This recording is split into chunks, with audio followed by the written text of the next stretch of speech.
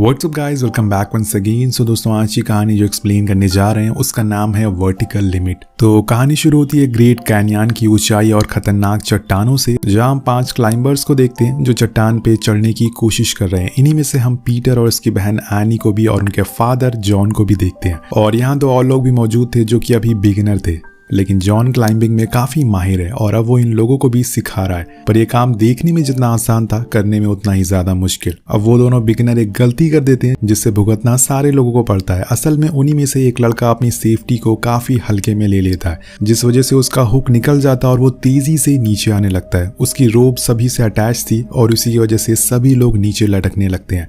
अब सबसे ऊपर एनी होती है जिसने क्लाइंबिंग करना अभी शुरू किया, इसलिए उसका लगाया हुआ हुक ठीक से लग नहीं पाया, जो कि किसी भी समय टूट सकता है और 5 लोग मर सकते हैं। पर यहाँ जॉन अपने बच्चों के बारे में सोचता है। उसने तो अपनी जिंदगी जी ली, इसलिए वो पीटर से रस्सी काटने को कहता है, लेकिन वो मना कर देता है। वो अपने पिता को ऐसे मरने नहीं दे सकता, लेकिन वो उस पर चिल्लाने लगते हैं। दरअसल उसके फादर सबसे नीचे थे और उसके ऊपर पीटर था, और अगर वो रस्सी कट करता है तो एक आदमी का वेट कम हो जाएगा और वो बच जाएंगे। और एट द एंड पीटर को वो रस्सी काटनी पड़ती है और उन चारों की जान इससे बच जाती है, लेकिन इसमें उसके डैड मारे जाते हैं। अब इस हादसे से उन दोनों पर बहुत ही गहरा असर होता है, जिसके बाद वो दोनों अलग हो जाते हैं। उन्होंने कभी बात नहीं की और दोनों के प्रोफेशन भी अलग हो चुके हैं। जहाँ पीटर अब नेशनल जियोग्राफिक चैनल के लिए काम करने लग गया है, वहीं एनी अभी भी क्लाइंबिंग करती है और अब तो उसने अपना बहुत नाम भी बना लिया है। अब एक दिन जब पीटर K2 नाम के पहाड़ के पास होता है, जो कि पाकिस्तान और चाइना के बॉर्डर से जुड़ा हुआ है, तो ये दुनिया का दूसरा सबसे ऊंचा पहाड़ है। और यहाँ पीटर अपने एक प्रोजेक्ट के लिए आया हुआ था। उसी दौरान उसे पता चलता है कि एक टीम कुछ ही दिनों में K2 पहाड़ पर क्लाइंबिंग करने वाली है, जिसमें एनी भी शामिल है।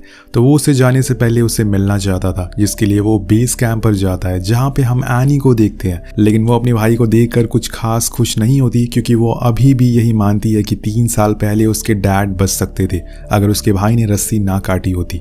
पीटर उस दिन के बाद आज तक हर रोज उससे माफी मांगता आ रहा है, लेकिन अभी भी कुछ नहीं बदला है। पीटर उसकी सक्सेस के लिए उसे कॉन्ग्रेचुलेट करता है, जिसके बाद दोनों में थोड़ी बातें होती है और हमें पता चलता है कि उसे एक टीम को गाइड करना है, जो कि आर्थर नाम के मिलियनर ने बनाई है।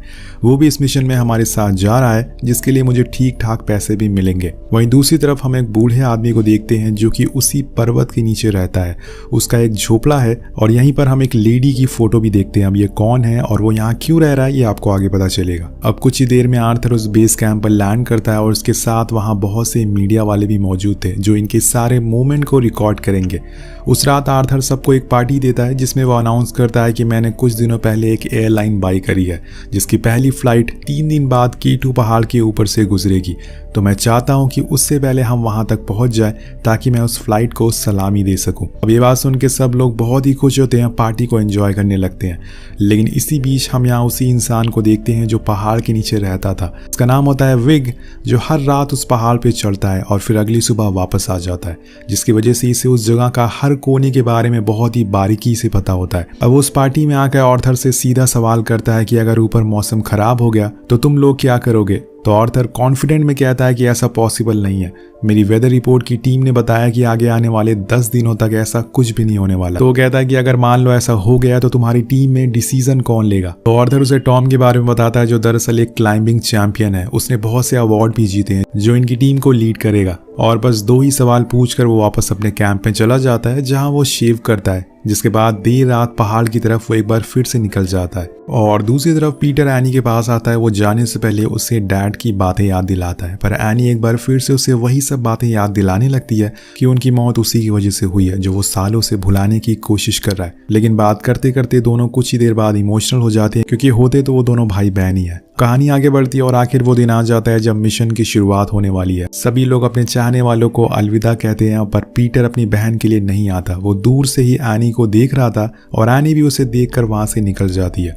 उसके जाने के बाद वो भी अपनी ट्रिप के लिए तैयार होने लगता है। वहीं ऊपर पहुंचे लोग K2 के उस जगह पे पहुंच गए थे, जहां से आगे का सफर उन्हें खुद करना होगा। लेकिन कुछ ही देर बाद टॉम को बेस से एक मैसेज आता है कि आने वाले 2 घंटों में तेज तूफान आने वाला है, इसलिए वो लोग नीचे आ जाए। लेकिन आर्थर ऐसा करने से मना कर देता है तो टॉम उसे बहुत समझाता है कि टॉम दोस्तों वही है जो कि उसे गाइड कर रहा है, लेकिन वो उसकी बात नहीं समझता। उसे ये करना ही होगा क्योंकि इसमें उसके बहुत ही पैसे लगे हैं। अब यहाँ एनी भी आर्थर की बातों से राजी थी, इसलिए वो लोग आगे बढ़ने लगते हैं। सीन कट होके पहुंचता है पीटर पर, जो कि बस निकलने ही वाला था कि तब तक उसकी नज़र सामने वाले विंड बोट पर पड़ती है, जो काफ़ी तेजी से घूम रहा था। वो दौड़ते हुए अंदर बेस में जाता है तो वहाँ का माहौल बहुत ही टेंस होता है। पीटर सीनियर से बात करने की कोशिश करता है और इसी चक्कर में उसकी लड़ाई भी हो जाती है, पर वहाँ मौजूद फ्रैंक नाम का आदमी उन्हें रोकता है और सारी बातें पीटर को बताता है कि वो लोग इस समय 26,000 फीट पर है और कुछ ही समय में स्टॉर्म उन्हें हिट करने वाला है। अब ये बात जानने के बाद पीटर फौरन अपनी बहन को रेडियो मैसेज करने की कोशिश करता है, पर रेडियो टॉम के पास था तो वो फौरन उसे स्टॉर्म के बारे में बताता है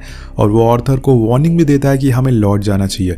इस बारी पे उसकी बात नहीं मानता और कहता है कि मैं तुम्हें ज़्यादा पे कर सकता हूँ और आगे बढ़ने को कहता है। और जब ये खबर बाहर आती है तो वहाँ पे मौजूद सारे मीडिया वाले उस जगह पे कैमरा लगा के बैठ जाते हैं। तो और पीटर फौरन एक दूरबीन से K2 पहाड़ की तरफ देखता है तो उसे पता चल जाता है कि 5 लोग अभी जिंदा हैं, लेकिन उन्होंने वापस आने के बजाय आगे बढ़ने का फैसला किया है जो उनकी जान भी ले सकता है। अब इसी तरह से 1 घंटा बीत जाता है, 5 लोग आगे बढ़ते रहते हैं, लेकिन कुछ ही देर बाद उन्हें अंदाजा हो जाता है कि उन्हें टॉम की बात मान लेनी चाहिए, लेकिन उन्होंने आर्थर को सुना जिसकी गलती अब उन्हें भुगतना पड़ेगी। धीरे धीरे करके तूफान का असर होना शुरू हो जाता है, जिसके साथ तेज बर्फ भी इनकी तरफ आने लगती है, लेकिन इनके पास अभी भी वक्त है, ये पीछे जा सकते हैं। लेकिन दोस्तों मरने वाले को कौन रोक सकता है। अब ये सभी उस रास्ते पे आगे बढ़ रहे थे, पर इनका सफर कुछ ज्यादा लंबा नहीं चलने वाला था, क्योंकि दूर एक एवलांच आ रहा था जो एनी को दिख जाता है। अब सभी लोग भागना शुरू करते हैं तेजी से आगे की तरफ, लेकिन कुछ ही देर में वो तूफान इनके इतने करीब आ जाता है कि इसमें उनके 2 साथी वहीं मारे जाते हैं और वहीं एनी और उसके साथ वाले लोग सीधा एक खाई में जाकर गिर जाते हैं और उनकी खाई के ऊपर एक बर्फ की चट्टान आकर रुक जाती है। अब ये अंदर ही फंस चुके थे और ना ही किसी को दिखाई दे सकते थे। अब इस हादसे की वजह से इन तीनों का बेस से कांटेक्ट भी टूट जाता है, जिससे पीटर समझ जाता है कि अब कुछ बहुत ही बुरा हुआ है। सारे लोग उन्हें कांटेक्ट करने की कोशिश करते हैं, पर वहां से कोई भी आवाज नहीं आ रही थी। अब पूरे बेस पर सभी लोग उदास और परेशान थे, लेकिन तभी पीटर को एक आइडिया आता है। वो अपने डैड की सिखाई हुई मॉर्स कोड का इस्तेमाल करता है और ये कोड लैंग्वेज एनी को भी आती थी, जिसकी मदद से वो पीटर से कांटेक्ट कर पाती है और वो जिंदा थी। ये जानकर सभी लोग बहुत ही खुश होते हैं। वो बताती है कि मैं, आर्थर, टॉम तीनों बचे हुए हैं, तीनों जिंदा हैं, पर टॉम बहुत ही चोटिल हो चुका है, इसलिए जितनी जल्दी हो सके हम लोगों को रेस्क्यू कर लो। पर वो इस समय किस लोकेशन पे है इसका उन्हें कोई भी अंदाजा नहीं है। यहाँ एनी एक और बात बताती है कि हमारे पास सिर्फ 36 घंटे की ही सप्लाईज बची हुई है। तो पीटर सभी लोगों से कहता है कि हमें कैसे भी करके 36 घंटों के अंदर इन लोगों को बचाना है, वरना हम इन्हें खो देंगे। यहाँ वो अपनी बहन के लिए एक बार फिर से क्लाइंबिंग करने के लिए राजी हो जाता है। उसके साथ एक और आदमी भी राजी हो जाता है जाने के लिए, पर वो उसे पूछता है कि हम K2 तक पहुंच तो जाएंगे, लेकिन ये कैसे पता लगाएंगे कि वो तीनों लोग किस पहाड़ के नीचे दबे हुए हैं। तो पीटर वहां से सीधा पाकिस्तान आर्मी बेस पर जाता है, जहां पे उसकी मदद मेजर करते हैं, जो उसे कुछ बॉम्ब्स देते हैं जो खास बर्फ को हटाने के लिए इस्तेमाल किया जाता है। लेकिन ये बहुत ही खतरनाक है, इसमें बहुत ही होशियारी से इस्तेमाल करना पड़ेगा और यहाँ हम उसका एक सैंपल भी देख पाते हैं। अब मदद के लिए पीटर उनका शुक्रिया करता है, पर उसके पास सिर्फ 2 ही लोग थे। उसे ये काम करने के लिए और भी लोगों की जरूरत पड़ेगी। वो एक बार फिर से बेस जाता है वहां के लोगों से मदद मांगने कि क्या कोई उसके साथ जाने को तैयार है, पर कोई भी आगे नहीं आता। और तब आर्थर का मैनेजर आकर अनाउंस करता है कि जो भी आर्थर और उसकी टीम को बचा कर लाएगा उसे वो 50 लाख देगा। अब यहाँ पैसों की बात आ गई थी तो कुछ लोग सामने आ जाते हैं और जितनी लोगों की जरूरत थी वो पूरी हो जाती है। पर जाने से पहले पीटर की टीम एक आदमी उसे बताता है कि हेलीकॉप्टर बस 21,000 फीट तक ही जा पाएगा, जबकि वो लोग 26,000 पर अटके हुए हैं और कहाँ है ये भी हमें नहीं पता है। वहां पे जाने के लिए हमें तकरीबन 26 घंटे लगेंगे और इतना टाइम हमारे पास नहीं है, लेकिन मैं एक आदमी को जानता हूं जो हमें जल्दी ऊपर तक पहुंचा सकता है। और अगले दिन वो लोग सीधा विग के पास पहुंच जाते हैं। उसे देखकर पीटर कहता है कि मेरे डैड ने बताया था कि आप उनके साथ एवरेस्ट पर चढ़ाई करे थे, लेकिन उनकी बातें सुनकर विग उनके साथ जाने से मना कर देता है। लेकिन जब पीटर बताता है कि हमें इस काम के लिए 50 लाख मिलने वाले हैं तो वो भी राजी हो जाता है, लेकिन यहाँ पर वो एक शर्त रखता है कि ऊपर जाने के बाद सब लोग उसके ऑर्डर फॉलो करेंगे। अब यहाँ वो बेस्ट क्लाइंबर था, इसलिए पीटर और उसके साथी उसकी बात मान जाते हैं और उसे लेकर निकल जाते हैं। पर वहां जाने पर मौसम और ज़्यादा ख़राब हो चुका था। इस वजह से उनकी लैंडिंग में दिक्कत आ जाती है और एक साथी यहाँ पर उनकी जान गंवा देता है। नीचे हम गुफा में फंसे हुए उन तीनों लोगों को देखते हैं, जिसमें से टॉम की हालत अब बिगड़ती जा रही थी। ऊंचाई से गिरने की वजह से उसकी रीढ़ की हड्डी टूट चुकी थी और इतनी ठंड में वो सांस तक नहीं ले पा रहा था। उसकी तबीयत ठीक करने के लिए उसे एक इंजेक्शन लगाना पड़ेगा जो उसकी बॉडी में गर्मी पैदा कर सके, और वो इंजेक्शन उनके पास मौजूद भी है। पर आर्थर एनी को ऐसा करने से मना करता है क्योंकि वो चाहता है कि ये इंजेक्शन उनके लिए काम आए। अब टॉम तो वैसे भी मरने वाला है, लेकिन एनी नहीं मानती और वो इंजेक्शन उसे लगा देती है। कुछ देर बाद एनी की भी तबीयत खराब होना शुरू हो जाती है ठंड की वजह से, लेकिन अब इनके पास इंजेक्शन की कमी है। तो आर्थर टॉम से कहता है कि तुम वैसे ही मरने वाले हो, हम दोनों को साथ लेकर क्यों मरना चाहते हो। इसलिए वो उससे अपना इंजेक्शन लगाने को कहता है। लेकिन तभी एनी देखती है कि कुछ ही दूरी पर उनके 4 साथी का बैग पड़ा हुआ है। वो फौरन उसे लेकर आती है और उसमें वो इंजेक्शन भी मौजूद थे, जिसे वो लगा लेती है। वहीं दूसरी तरफ विग ने 3 लोगों की टीम बनाई थी जो अलग अलग दिशा में चल रहे थे, पर उसी दौरान कायरिल नाम का टीममेट एक हादसे का शिकार हो जाता है, जिसकी वजह से वो फिसलता हुआ पहाड़ से लटक जाता है और उसके पास वो बॉम्ब भी मौजूद था मेजर ने दिया था। अब मॉर्निंग जो कि उसकी टीममेट होती है, उसे बचाने के चक्कर में वो भी लटक जाती है और तभी वो बॉम्ब गिर जाता है, जिससे इतनी तेज धमाका होता है कि यहाँ एनी की गुफा में एक बर्फ गिरना शुरू हो जाती है और वहाँ एक हल्का सा होल बन जाता है। लेकिन इस हादसे में कायरिल की मौत हो जाती है। अब जब ये बात उसके भाई को पता चलती है तो वो पूरी तरह से टूट जाता है। उसका साथी उसे वापस नीचे जाने को कहता है, लेकिन वो आगे चलने को तैयार था। वहीं दूसरी तरफ मोनिका जैसे तैसे करके पीटर के पास अकेले पहुंच जाती है, पर जब वो उसका हाथ देखता है तो उसकी एक उंगली टूट चुकी थी, जिसे वो सीधा कर देता है। अब सीन शिफ्ट होकर पहुंचता है पाकिस्तान आर्मी बेस की तरफ, जहां पे ये बॉम्ब रखे हुए थे, जिसमें लगातार धूप पड़ती जा रही थी, जिसकी वजह से वो गर्म होने लगते हैं और एक तेज धमाका होता है। अब इस बात की खबर वो फौरन कीटू पे गए लोगों को बताते हैं कि कैसे भी करके उस बॉम्ब को धूप पड़ने से रोकना है, उसे गर्मी से दूर रखना है, वरना वो ब्लास्ट हो जाएगा। लेकिन इनमें से 2 लोग को यह बात पता चलने में देर हो जाती है। वो भागकर उस बैग को बर्फ के नीचे ढक देते हैं और राहत की सांस लेते हैं कि उनकी जान बच गई। लेकिन तभी वो लिक्विड बाहर आ जाता है और धमाका होता है और उन दोनों की चीथड़े उड़ जाते हैं।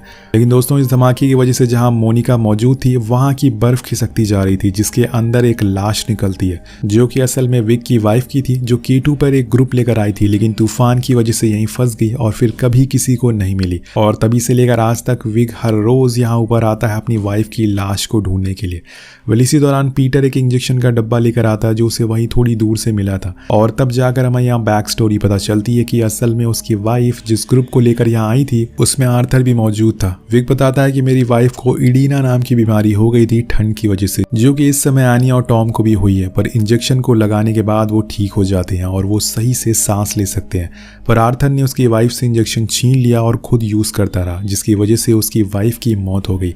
और विग कहता है कि मैं अपनी वाइफ का बदला आर्थर से लेकर रहूंगा। अब कुछ देर बाद हम एनी को देखते हैं जो पीटर से रेडियो पर बात कर पा रही थी, क्योंकि इन दोनों की डिस्टेंस अब काफी कम हो चुकी थी। पीटर कहता है कि हम बस 5 घंटे में तुम्हारे पास होंगे, लेकिन एनी उसे वापस जाने को कहती है क्योंकि उन लोगों की तबीयत बहुत ही खराब हो चुकी है, वो बस 2 घंटे ही सरवाइव कर पाएंगे। अब उन दोनों की बातें रेडियो पर मोनिका भी सुन रही थी और बात करते हुए एनी की आंख लग जाती है। तब हम देखते हैं कि आर्थर बची हुई एक इंजेक्शन खुद को लगा लेता है और दूसरी में हवा भरकर वो टॉम को लगा देता है, जिससे कि उसकी वही मौत हो जाती है। तो आर्थर ने यहाँ अपना असली रूप दिखा दिया था। अब जब एनी की आंख खोलती है तो वो समझ जाती है कि यहाँ पर क्या हुआ है, जिसके बाद उन दोनों में लड़ाई होना शुरू हो जाती है, जिससे वहाँ की बर्फ और खिसक जाती है और वो होल और ज़्यादा बड़ा हो जाता है और वहाँ से अब रोशनी अंदर आने लगी थी। अब नेक्स्ट मॉर्निंग जब विग उठता है तो वो देखता है कि मोनिका और पीटर नहीं है। दरअसल वो लोग पहले ही वहाँ से निकल चुके थे, क्योंकि अब इनके पास वक्त बहुत ही कम था। इधर आर्थर लड़ाई को रोकता है और कहता है कि मेरे पास एक आइडिया है।